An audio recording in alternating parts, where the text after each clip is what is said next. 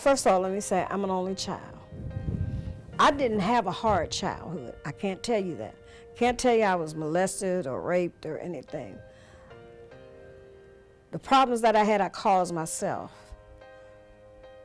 because I was nosy and wanted to know what was going on out in the street, and I wanted to hang with the in crowd because I had a grandmother that raised me.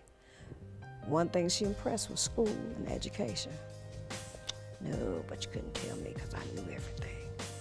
So the hard time that I had becoming involved in drugs, and now mind you, and a lot of people don't understand, I worked every day for institutions and the city, but those things get out of hand where you can't control them anymore. Where I thought I was controlling something, it began to control me. I was in an abyss that I didn't know how to come out of. I was on a merry-go-round that I didn't know how to get off of. Who could I go to? I don't have any biological sisters and brothers. My mother and father were not an integral part of my life, but my grandmother raised me. That woman who always said to me, I had a third grade education, I wished I could go to school. You have everything available to you.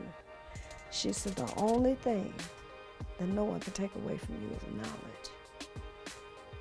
When I began to understand that, after being out on the street, because I thought she was old and didn't know what she was talking about, and that crowd out in the street does not love you.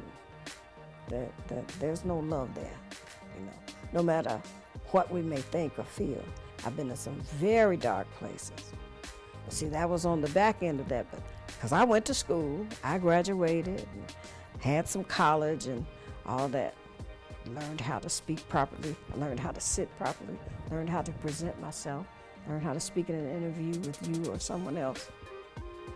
But for some reason, somewhere, that wasn't clicking, that wasn't enough for me. So I ended up here because I no longer liked me. I could no longer stand to look at me because people that knew me where I came from couldn't believe where I ended up.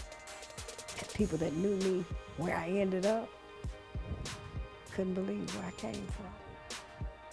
I've traveled, been to so many places, done so many things. But everybody's journey is different, but it ends up in the same place.